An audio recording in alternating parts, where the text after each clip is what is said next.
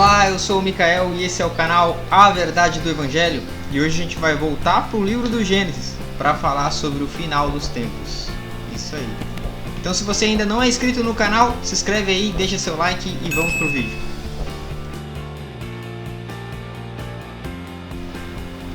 Olá, sejam muito bem-vindos a mais um vídeo deste canal. E a gente já começa com uma questão interessante, né? Voltar para o início para entender o final. Como que se dá isso? Voltar para o começo para entender o fim. Existem muitas pessoas que se dizem pensadores independentes. Só que não tem como você saber se o seu pensamento, a sua linha de pensamento está correta se você não tiver um ponto de partida.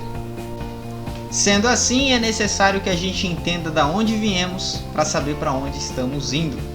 E é por isso que vocês veem eu falar muito aqui sobre o livro do Gênesis. Porque para entender para onde estamos indo, é necessário entender de onde nós viemos. Se formos para o livro de Eclesiastes, no capítulo de número 1, no versículo de número 8, a Bíblia diz: o que foi, isso há de ser. O que se fez, isso se tornará a fazer. De modo que nada é novo debaixo do sol. A Bíblia está nos dizendo que tudo o que aconteceu no passado, ele acontece no nosso futuro. E a nossa existência aqui, ela é uma repetição. E se paramos para analisar, realmente é uma repetição. Nós nascemos, crescemos, envelhecemos e morremos. E isso em todas as gerações, até o fim.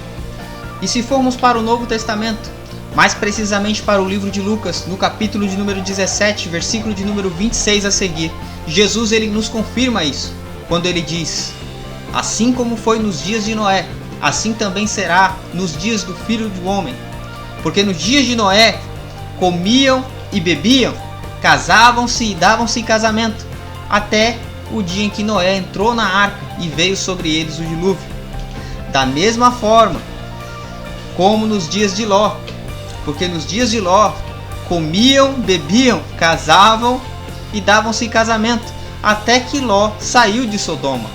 Então choveu fogo e enxofre do céu. Então Jesus ele confirma que o que aconteceu no nosso passado, na nossa história, acontecerá também no nosso futuro.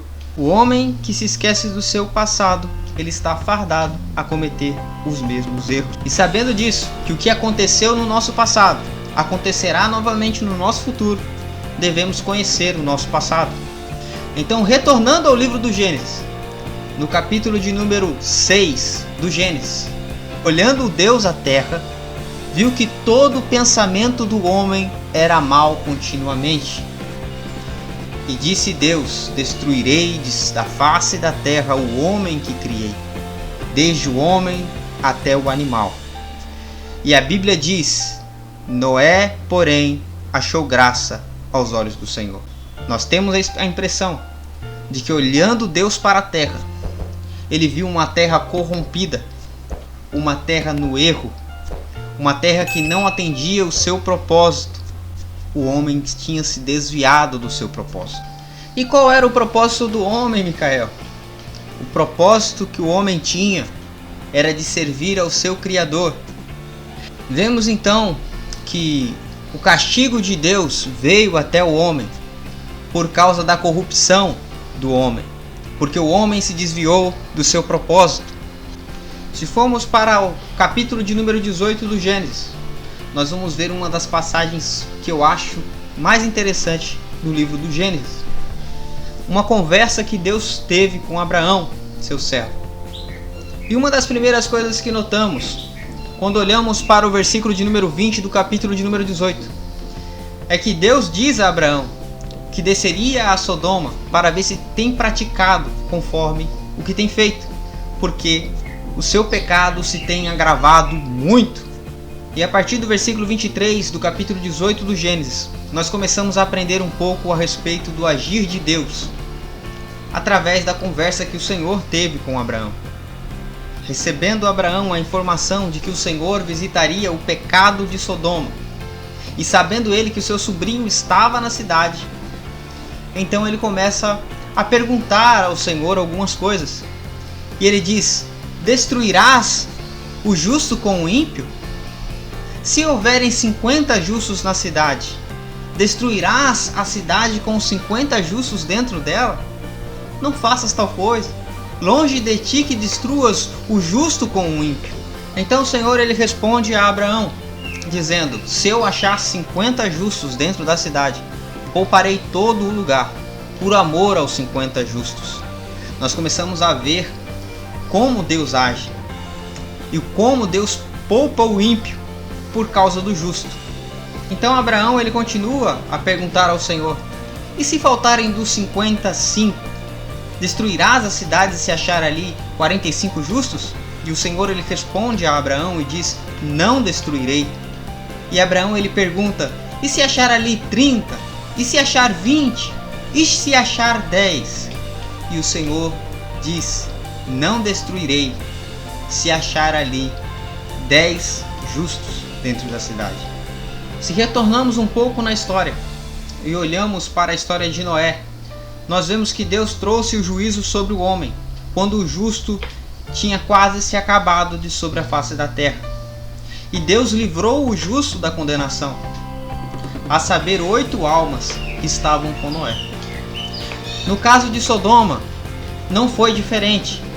O Senhor, quando chegou a trazer o juízo sobre Sodoma, ele encontrou ali o justo Ló. E só salvou daquela cidade a Ló e as suas filhas. Se formos para 1 João, capítulo de número 5, versículo de número 19, a Bíblia nos diz: sabemos que somos de Deus e que todo o mundo jaz no maligno.